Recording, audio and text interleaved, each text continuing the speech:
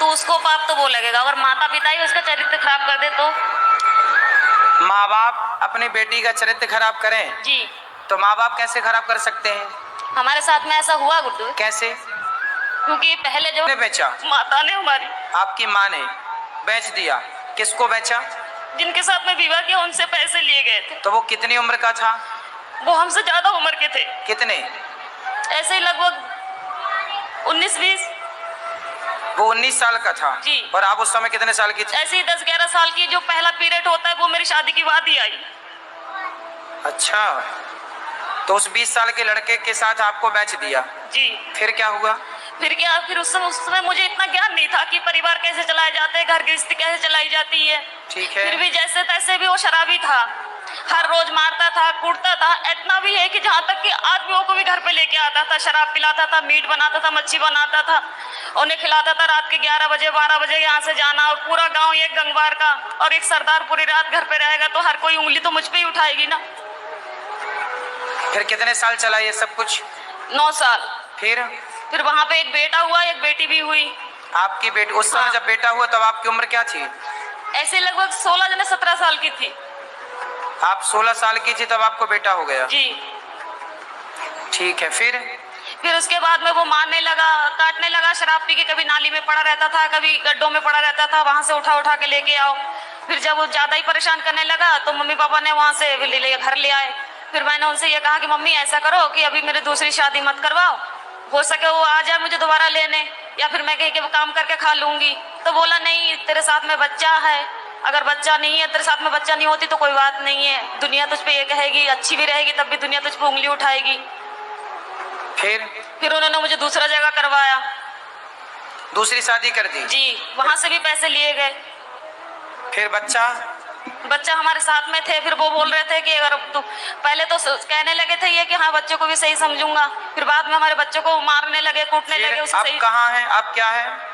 अब मैं वहां से दूसरी जगह हूँ। अब उसको भी छोड़ दिया? जी। आप कहाँ हैं? अब मैं अपने आप से बैठी हूँ। तो आप ब्याह नहीं किया?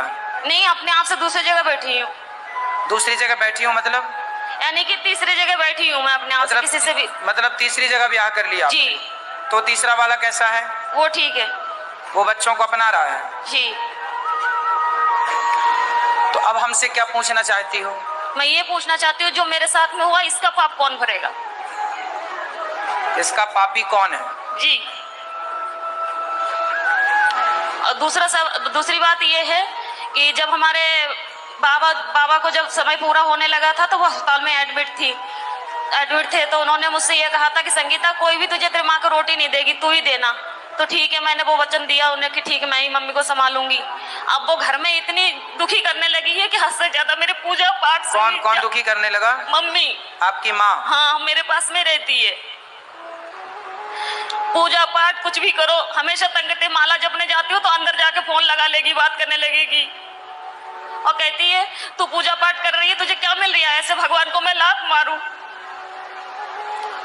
तो अभी आप तीसरे के साथ खुश हैं? जी। तो फिर आप तो खुश है ना? जी। तो अब क्या दिक्कत है? अब दिक्कत ये है, जो मेरा तीसरा वाला पति है वो बात बात पे मुझसे झूठ बोलता है। अच्छा, क्या झूठ बोलता है? यही, कोई भी बात हो मैं इनसे ये बोलती हूँ कि जो भी बात हो सच बोलो करो, पर ये है कि जो भी बात करते हैं ऐसा है कि इनकी दूसरी पत्नी भी है। अच्छा। हाँ। तो तीसरा वाला जो पति है उसकी ऑलरेडी पहली पत्नी है? जी। आप उसकी दूसरी पत्नी हो? जी। अच्छा, तो आपने ऐसे से क्यों ब्याह कर लिया जिसकी ऑलरेडी थी? उन्होंने मुझे सब कुछ बताए नहीं थे पहले। मतलब तीसरे वाले ने भी आपको धोखे में रखा? पहले बताए नहीं थे कुछ भी। तो अब तो रखता है ना प्रेम से? हाँ, अब रखते हैं प्रेम से। अब आप ये पूछना चाहती हो कि ये पाप कौन, किसके गले जाएगा ये पाप? जी जी, क्योंकि आपकी माँ। देखो, जब आप 11 साल की थी, 9 साल की, 11-12 की, जब आप 11-12 साल की थी तब आपकी माँ ने आपका जबरदस्ती ब्याह कर दिया। जी। तो आपको ऐसा क्यों लगता है कि उस माँ ने बेचा? हो सकता है उस माँ ने ब्याह ही कर दिया हो आपका? नहीं गुरुदेव, वो घर वाले बोलते थे कि तेरी माँ ने 5,000 रुपए लिए कि 10,000 रुपए लिए। यदि उन्होंने पैसे लिए, तुझे डंगर की तरह हमने खरीद, यदि उन्होंने बेचा है तो फिर माँ पापी है आपकी। यदि नहीं बेची, आपका विवाह किया है तो माँ पापी नहीं है। और केवल गुरुदेव माँ इस बात की पापी है कि आपको जबरदस्ती इतने बड़े लड़के से आपका ब्याह कर दिया।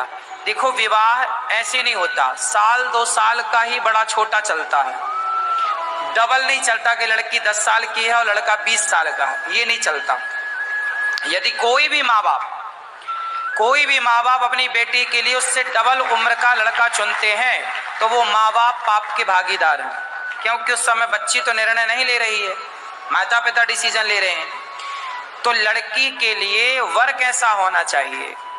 लड़की 10 साल की, लड़की 20 साल की है तो लड़का 22 साल का हो, 25 साल का हो, बस ज्यादा उम्र वाला ना हो, ये न्याय है। यदि लड़की 20 साल की और तुम लड़का 40 साल का ले आओ तो ये तो बेटी के साथ अन्याय हुआ, और वो अन्याय का भागीदार कौन है? उसके माता पिता, क्योंकि वो लेकर आए हैं। और केवल गुरुदेव मेरे साथ में ये हादसा नहीं हुई है, मेरे सभी बहनों के साथ में ऐसा किया गया। तो आपकी माँ कहाँ है? मेरे पास में ही रहती है, इस समय दूसरे जीजा के पास में है। तो वो कैसी माँ है? निर्दयी है? मैं ये पूछना चाहती हूँ कि अब मैं करूँ क्या? पापा को भी यही वचन दिए मैंने कि मैं रखूंगी, और वो घर में इतनी दुखी कर रही है कि मेरा खाना पीना हरा। तो माँ को भेजो क्यों, ऐसी माँ को जो आपको बेच रही है, जो आपके साथ गलत काम कर रही है।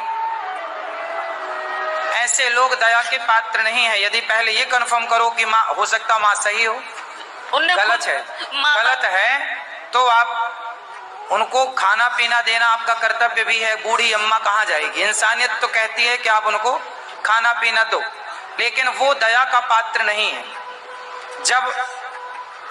जब धृतराष्ट्र के 100 बेटे मारे गए, तब भीम भैया धृतराष्ट्र को रोटियां ऐसे कुत्तों की तरह देते, बुढ़े खा ला।